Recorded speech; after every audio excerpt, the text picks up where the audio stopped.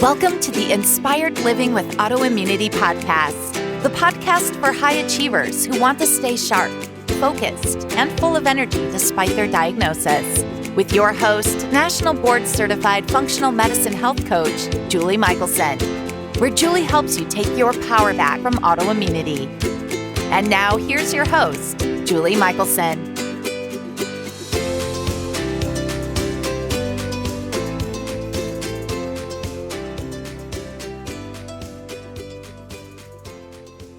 Welcome back to the Inspired Living with Autoimmunity podcast. I'm your host, Julie Michelson, and today we are joined again by Dr. Aimie Apigian to delve deeper into the biology of trauma. If you missed it, tune into episode 37 to hear part one of our conversation. We continue today by talking about our coping patterns and how they can give us insight into whether programming from early experiences might be why who we think we are isn't who we really are. Dr. Aimie unpacks the patterns of over-responding and under-responding and why they used to serve us but no longer do, and why the gift of the stress response is sacred. Dr. Aimie, welcome back to the podcast. Thank you, Julie. It's good to be here.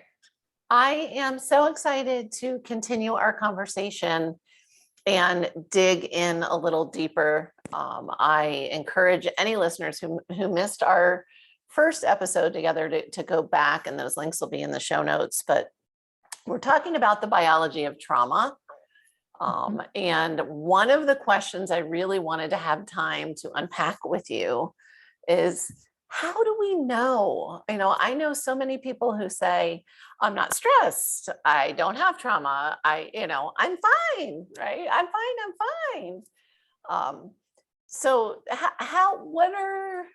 where do we start? How do we know that maybe this is something we need to be looking into? For me, so much of it comes down to our patterns, Julie. And because when we don't even know what we're looking for, how do we see it? Right. And we've had the wrong definition of trauma all along. So it's not like we can use that as our definition of whether we have had trauma or not. So we can't use the definition of, this big scary thing that happened to us at some point in our life. And so we really are going to be looking at patterns, especially around patterns around coping mechanisms, Julie. And one of the most common patterns that I see in people who have stored trauma, if you want to call it that, in their bodies, is they notice that they use something in order to not feel a certain emotion. And for different people, it's a different emotion. And a different something. Yes, exactly. So for some people, it's the loneliness. They have such a hard time actually feeling that loneliness that at the first whispers of it, they're turning on the TV, they're going to the kitchen, they're grabbing the chocolate, they're calling a friend, because just sitting with that body sensation is so painful, so uncomfortable. For other people, it's grief. And so much of what I see is when we experience a grief and we have unresolved grief from the past, it brings up all of those prior grieves in our life that we haven't actually fully grieved. And that's a trauma response. So if a person's not actually able to fully grieve something, that was a trauma response. And so anything in a person's life where they just see a pattern, become aware of a pattern around, I use this, I do this in order to not feel this.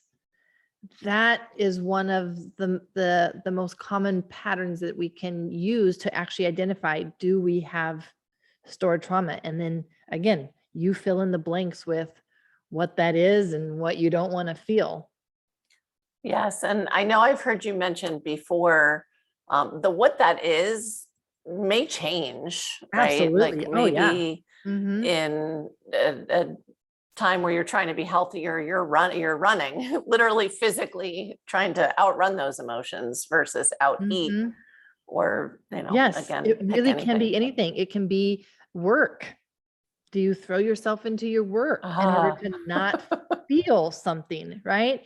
Or maybe even just is your is the level that in which you put into your work as a result of fear in your life, fear of finances, fear, well, it would be lack of finances, right? But are your decisions, are your actions coming from a place of fear? Is that what's motivating your actions? Or is it because it's truly like your life purpose and what you love doing and it doesn't even feel like work?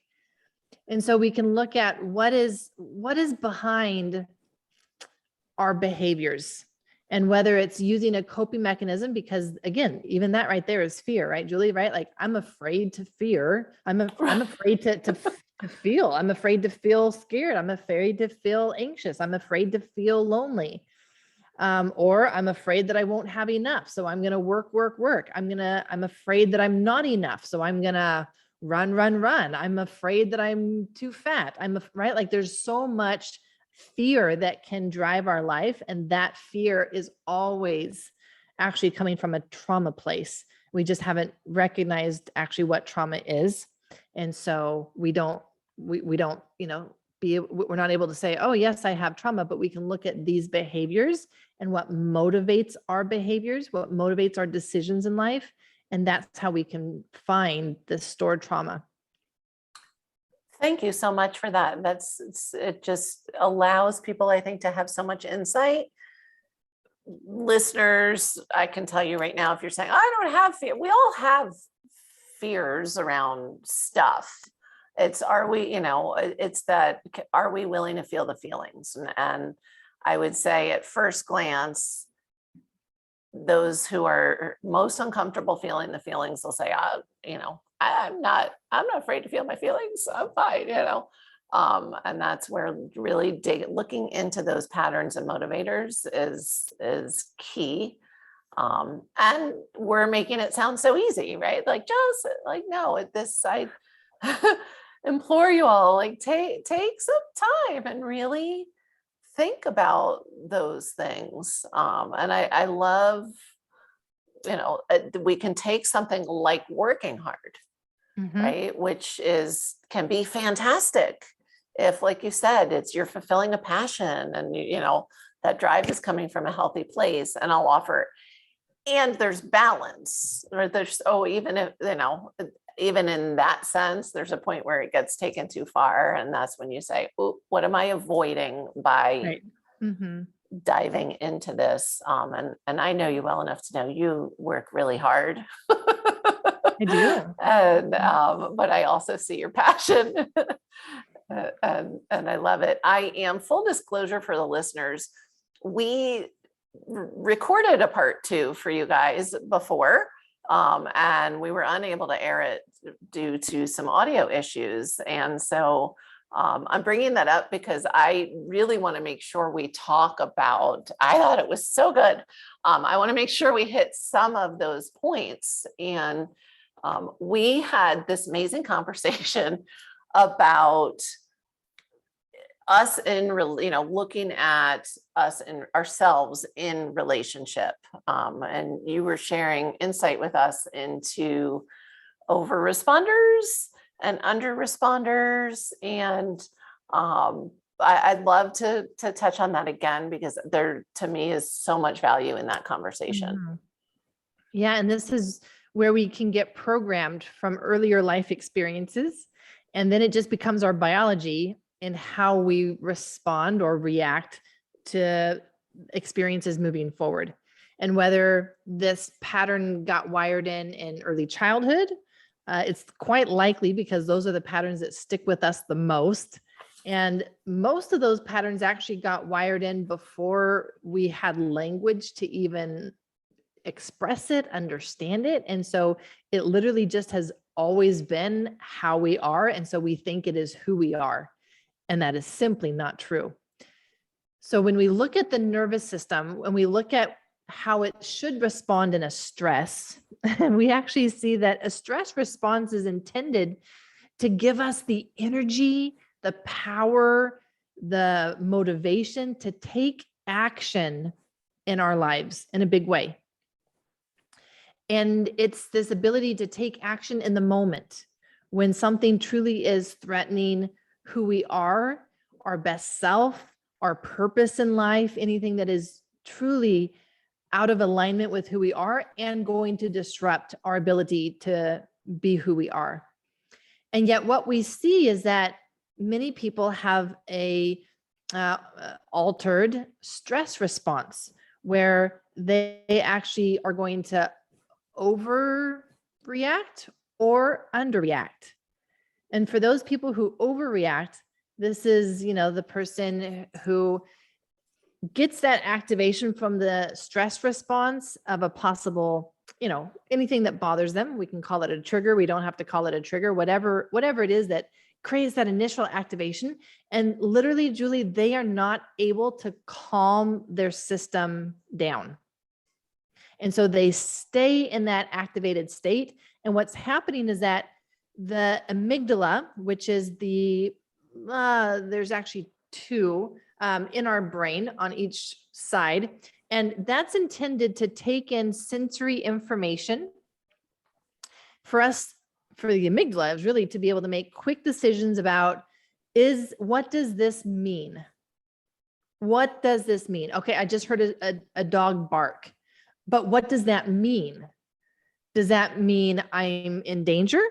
Right. Does that mean that, the neighbor's dog barked? It's probably the mailman, right? Like, what does that mean? The meaning of the different sensations, and whether that's something we hear, whether we see, whether we taste, whether we smell, whatever the sensation is, the amygdala makes a rapid millisecond decision of what does that mean?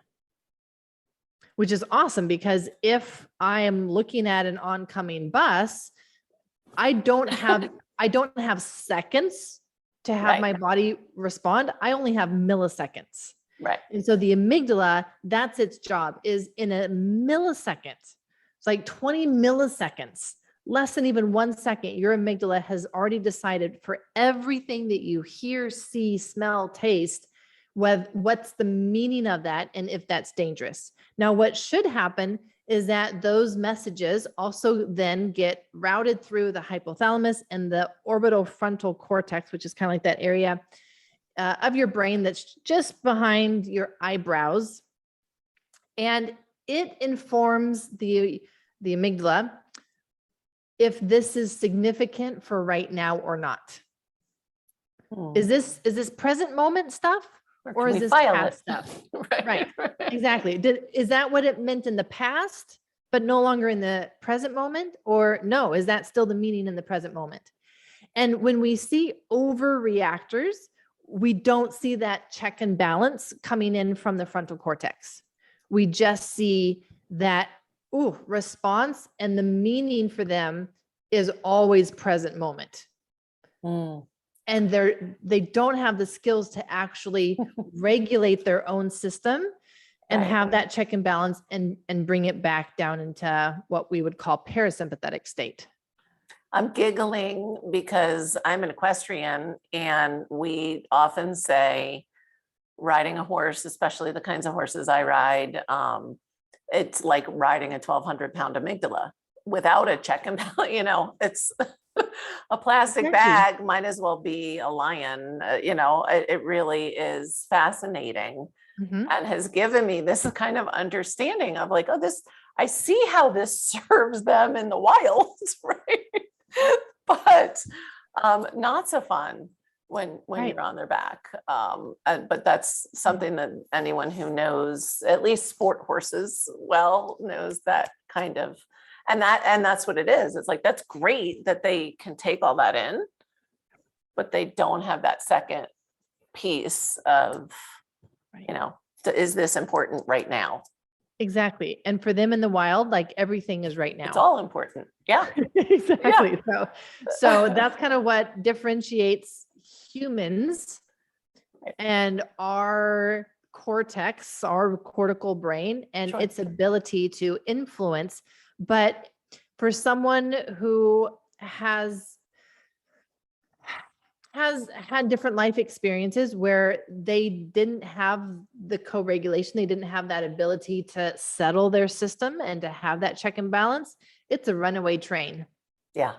And to be around them, or certainly to have that system, my goodness, like you're like a race car, right? And you're exhausted, you're spent afterwards because you just unleashed all of this energy for what? Right? Like for what? And So I want to bring it, but like, we're talking about like everyday things, not everyday it's not things. necessarily big life-threatening things. The little things that we navigate going through the day. Yes. And that's really where we get to see these patterns, is just the everyday things that happen in our everyday life. Gotcha. So then we have these people who, because of their life experiences, and most often this is actually a result of early life experiences that they wouldn't even have conscious memory of. And they had experiences of overwhelm. Okay. Early on. And when infants have experiences of overwhelm, whether it's because their tummy hurts or they're hungry or their diaper's wet and no one comes right away to relieve them of that, the only way that they have to calm themselves down and actually to stay alive is to use what's called the dorsal vagal brake. And it's their emergency brake that stops that runaway train. Because as an infant, they actually have no capacity to go to the kitchen and eat a chocolate. Like, they have no capacity to walk away from the situation. They have no other tools available to them other than to go into this kind of collapse, because this is overwhelming and I need to escape somewhere, and I escape within myself. And that's what we call the freeze response. And so that freeze response is always going to be an under reaction, because you literally just go into this place of, I can't do anything about it. Like, I already know that this is more than what I can handle. But it's just spilled coffee. I know, but it is more than what I can handle. Right? And so for the everyday life stuff, they're already on the edge of feeling overwhelmed. And any small little thing, they're just like, nope, that's too much. And rather than overreact with a lot of energy, they actually go into a lower energy state, feeling more of the collapse, more of the burden. They even may go into the posture, which is actually really technically the trauma posture, and one of shame, which is just that collapse of their spine. They kind of collapse, their ribs kind of come over their bellies, their neck curves. There's all these musculature and tissue changes that happen with this type of underreaction. And this is programmed from such early on in life, where because they did not have any other mechanism, then they just always relied on this underreaction in order to survive. So it's so fascinating to me that every time we talk about this topic, different people in my life come up in different categories. Depends, like, which is fun. It's not always the same people. So we're talking about, you mentioned, these are patterns that are created before we can remember, right? This is, so we get that story. This is just how I am. This is because that's how it seems. Can we change it? Oh my goodness. Yes, absolutely. Yes. And seriously, in my programs, Julie, I am working with 80-year-olds. I think the oldest person that's gone through my course is 92. So literally, love that. as long as you are still breathing, we can still tap into the power of neuroplasticity and change these patterns that you have always thought is just who you are. And they actually are adaptations to your life experiences that served you at the time and now hold you back. So, and I love that. Say that part again, because we tend to be so critical of ourselves, and it is important to remember that these patterns did serve us in some way at some time. That, Oh, absolutely. And this is the brilliance, the wisdom of the body, that it doesn't need you to know this stuff to be able to utilize the built-in systems for you to survive really, really hard, overwhelming things. And so we have these systems built in, and we have the 3 states of our nervous system. These are, they come built in. Now, I do have to qualify that though, Julie, because when an infant is born, again, like they actually don't have their ventral vagal system well enough built for them to utilize that. They have to get that through co-regulation. And I'm going to say with their biological mom, they can get it from other adults, but the most settling, calming co-regulation is going to come from the person that they've just spent 9 months growing in her belly. which, So, right? yeah, makes perfect sense, right? Yeah. And we see that physiologically. And so for infants then, especially in our modern world where infants, like once they're born, it's almost like they are expected to be independent. They're expected to sleep by themselves. They're expected to, do all these things by themselves.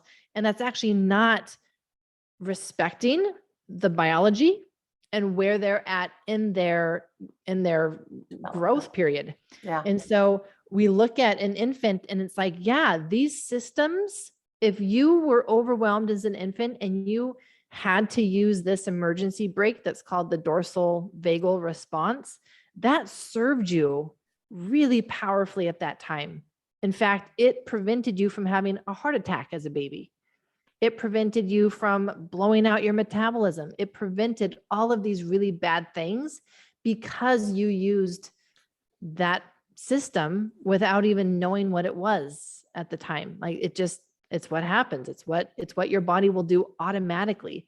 And it's the downstream effects of that then as an adult, we're like, I hate that I do that. I hate that my body does this. I feel like my body betrays me because every time I go to have this, big expansion in my life, I get sick, I get a flare up, I self-sabotage. These are the things that are the natural results of having used that dorsal vagal brake. And yet at the time when we first had to use them, they literally were what helped us survive. Thank you for going further into that, because I do think, especially by the time people find me or find you, they're really good at beating themselves up. And so it's like, okay, well, wait, actually pat yourself on the back because you survived as an infant because, exactly. that you were able to do that. And now not serving you anymore, we can change. Right. Exactly. Like what you've done up until now has got you to this point. And unless you want more of what you're experiencing now, right? Right. We do need to change those things, but it's what got you here to this place. It's what's been able to get you through life and hard times. So we'll have gratitude for it and not stay here either. Yeah, I love that. I really do love that. And again, we're talking about, it kind of sounds extreme. And when we're talking about it in autoimmunity and we talk about the freeze and, you mentioned the flare, like, you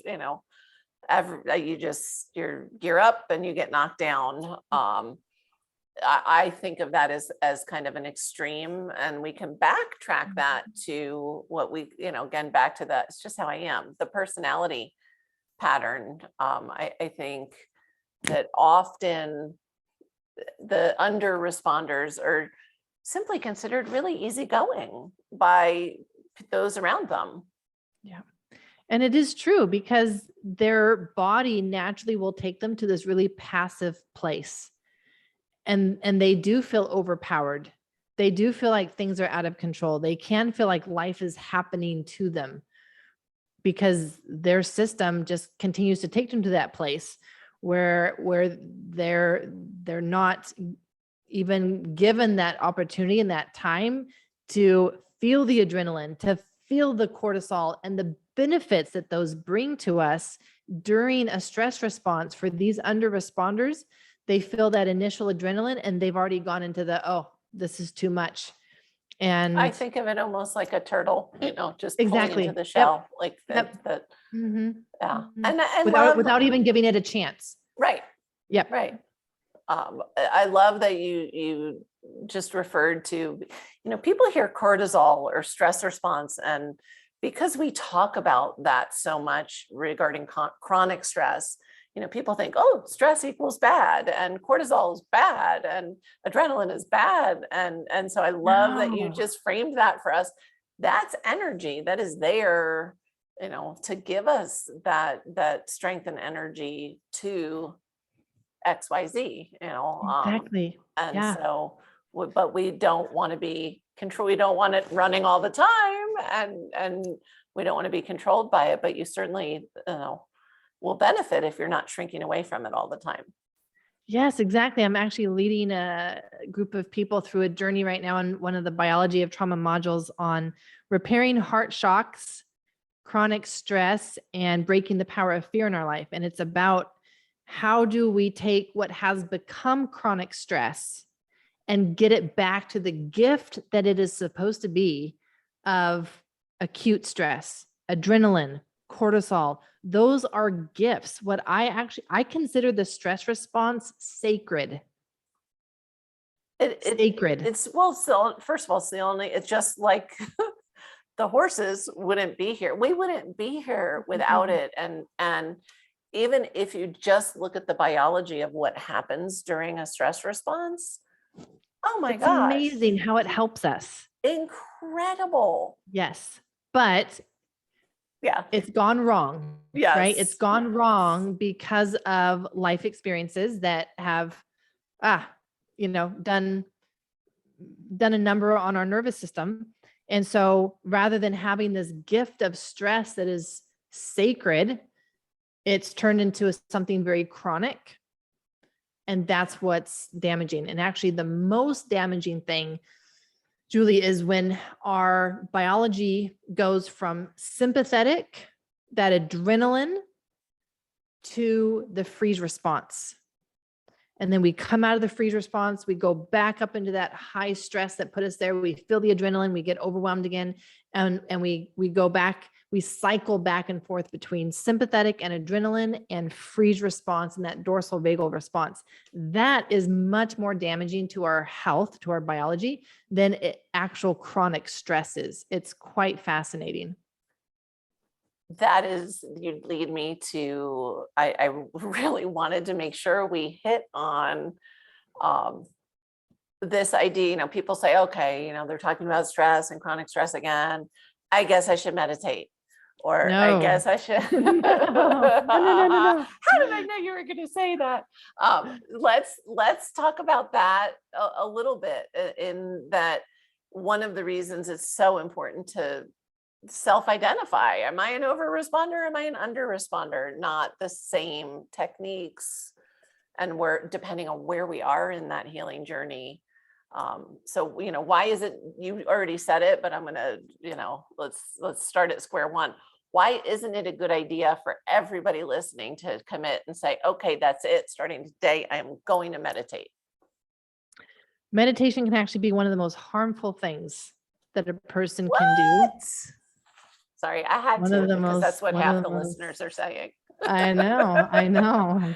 Yep. It's pretty bold for me to say that in today's world where everybody, like, that's the solution. Your doctor says, go manage your stress, go meditate. Yep. And, or breath work. Breath work is also one of those actually dangerous practices. I teach a master class to my group on the 3 dangerous practices for those. What's the third? You'll have to listen to the master class, Julie. Love it. So Okay. to come back to the meditation. So what happens in trauma, especially with these underreactors, is that one of the mechanisms by which we survive is by disconnecting from our body. Mm-hmm. And there's a whole thing to it. There's bracing patterns that cut off the messages coming up our vagus nerve from our gut to our brainstem. There's all these, they're biological mechanisms for disconnecting, and it can make us feel like we're a bit numb, might be a good word. We're going through life that's just kind of like on automatic. We're not having the joy, but we've got this baseline anxiety and depression, but we're just kind of, flat. Coasting. There's coasting. Yeah. Just going through the motions, right? It's just what day is today, what month, what year, because it all kind of looks the same. So there's all these different ways in which we actually live disconnected from our bodies without even realizing it. And so many of the people who've taken my 21-day journey, which is where I start everybody with the essential sequence that will safely start them on the path to addressing stored trauma in the body. That's what they tell me, Julie. I had no idea I was actually disconnected from my body. Right. They actually don't know that most of the time they don't feel their feet. And for your audience, just like kind of like checking, like, do you feel your feet right now? Or do you mostly feel your upper body? There's a reason why we don't tend to feel our legs and our feet as much. There's a whole science behind that. So just starting to become aware of, I actually am disconnected. And what happens is that with a lot of meditation practices, it actually reinforces the disconnect between the mind and what the mind is doing and what the body is doing. And they are already disconnected. The mind is already frustrated with the body. The body feels like the mind's not listening to it at all, which is true. And so they're already kind of in this tension. And a lot of meditation practices are just going to further that disconnect by taking your mind somewhere else. Visualize this, think about this, say these affirmations, and it's not actually connecting, doing this or doing it safely, right? So some meditation practices will actually have you connect too much, too fast with your body, and it's not ready for that. That doesn't feel safe. So then you're going to have a flare up with your autoimmune symptoms. So there's a fine line to walk between what is actually safe and what is the right order to bring in some of these different modalities. Breathwork would be the same thing, where there's a reason why you are breathing shallow. And for you to come in and say, like this is our mind talking, right? Like, oh, no, this is not okay. Lungs, you got to breathe deeper. Let's take some deep breaths. Oh, that was great. Now let's take a deeper breath. And now let's hold that deeper breath. Your lungs, your body is like, no, like we have come to this place for a reason, and you're overriding us and you're taking us into a place that feels unsafe to go. And so again, since you're not listening, I'll just communicate to you through a flare-up of my autoimmune symptoms that this has not felt safe to me. And many people aren't seeing their physical health symptoms as messages of their body feeling unsafe. And so that's exactly actually why I designed the programs that I did. Is I saw this in my own journey, and then in working with patients, is that there has not been this clear path forward to addressing these issues. We're told to go talk to a therapist, and we either know that that doesn't work or we don't want to do that, right? We don't want to dig up the past. Good. Awesome. That's actually not where we start. Stories are important because that's how our brain has made meaning of them, but that's actually not where we start, Julie. And if we start there, studies show that we're actually just putting ourselves back into that same stress and trauma response as if we're going through that experience all over again in the present moment. Why would we do that to ourselves, right? No, like our stress response should be sacred. We should guard it. We should protect it and only use it when we really need to use it, not going back into our past and digging up stuff. So there's a right way and order to do things. And then there are these practices that, if used in the right way at the right time, they're amazing tools, but we just have to be using them at the right time and in the right way. Wow. That is so amazing. There's so many, like if someone just flips this on and here's one of those sentences, there's a gift. And so many you bring us such a wealth of knowledge that's so new. It's such a new perspective and innovative, and it's all science-based, and I know it works. And this idea of like, wait, I had to, my inner Jersey wise ass almost just came out, because I was going to be like, oh, wait, are you saying we can heal without reliving our trauma? Because so often we're told we can't do that. Yeah, no, that's exactly what I'm saying. In fact, I know. reliving our trauma is actually really Traumatizing. harmful, right? Like, yeah, Yeah. exactly. Yeah. Mhm. I got this message the other day. I'm seeing if I can pull it up, because I read it and it just kind of shocked me.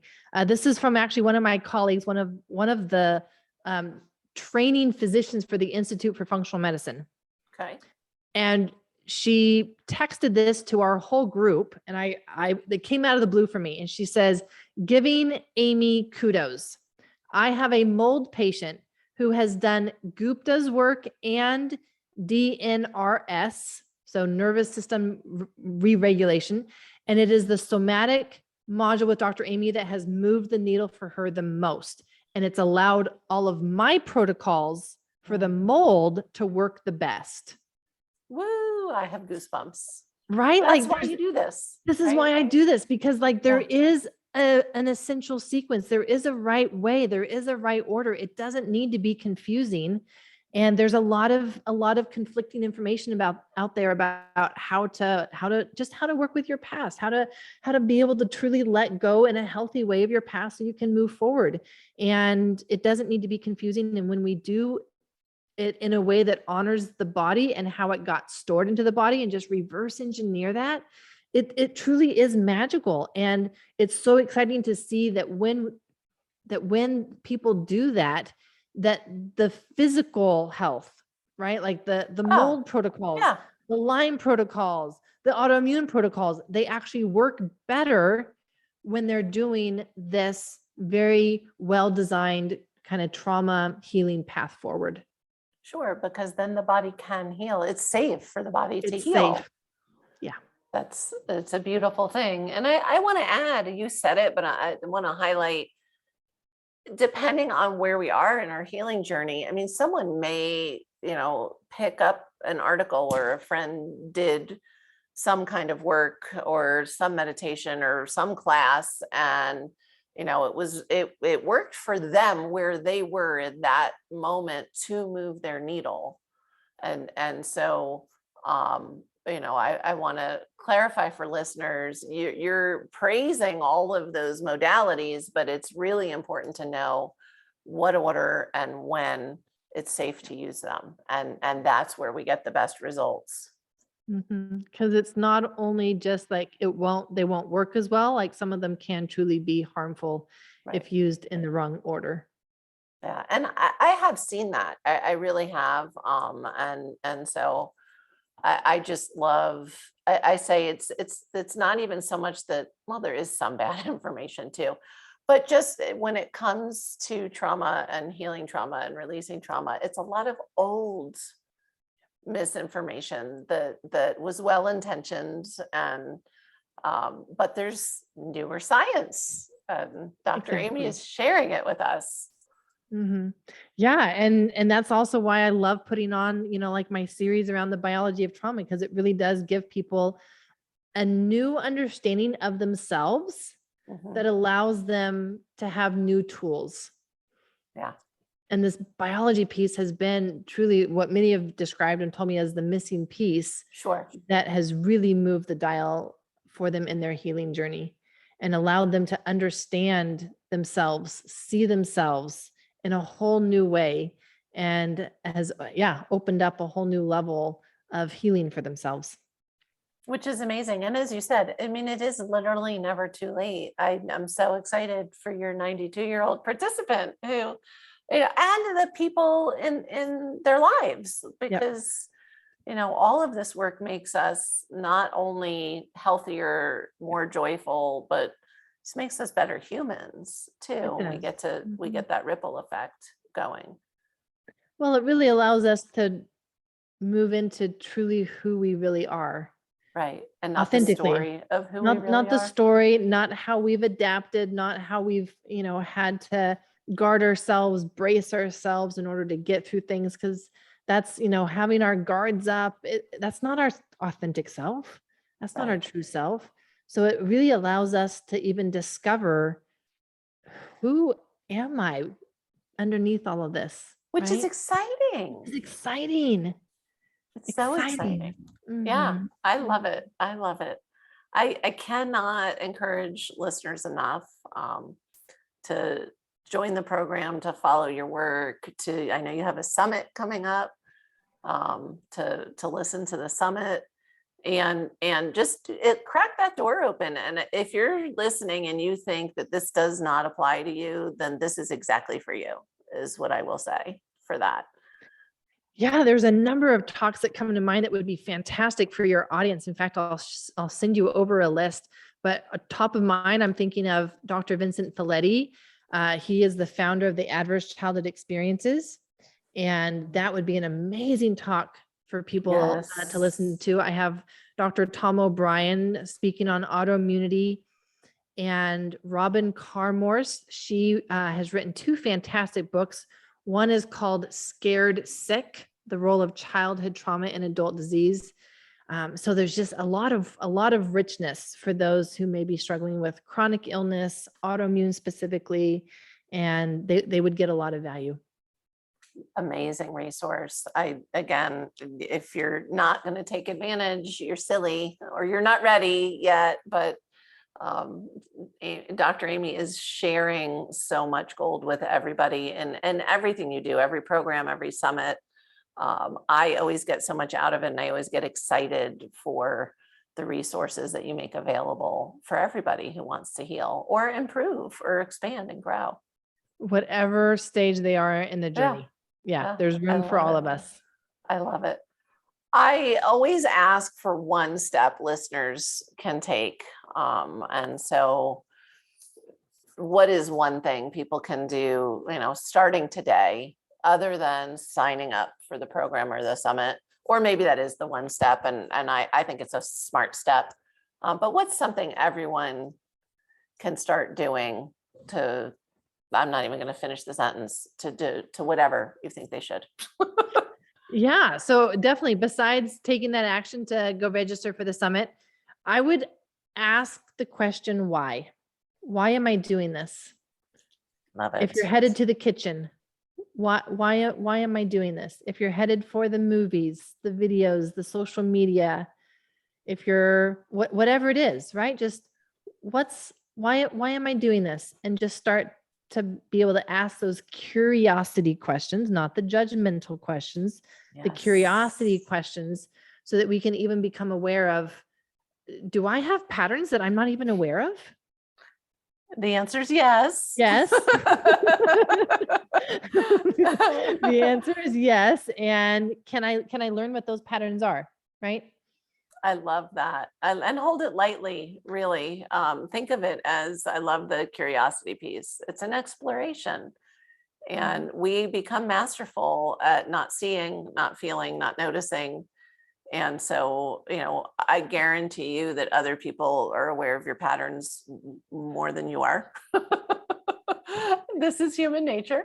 And yet I did not ask you to go ask your family members or your friends. Right? No. For right now, this can just be an internal question of, why do I think? Why might I be doing this? Yeah, we'll reserve those conversations for later on in your healing journey. Exactly. That's a graduate level healing at that point. Dr. Aimie, thank you so much for coming back and sharing more with us on this important topic. Again, I've said I am such a huge fan, and the contribution you're making is just truly remarkable. And I needed another half hour with you to bring more for the listeners. Good. Well, I hope that someone heard exactly what they needed to hear today. I do as well. For everyone listening, remember, you can get the show notes and transcripts by visiting inspiredliving.show, and those links to the summit and the programs and everywhere that you can find Dr. Aimie will be in there. I hope you had a great time and enjoyed this episode as much as I did. I will see you next week.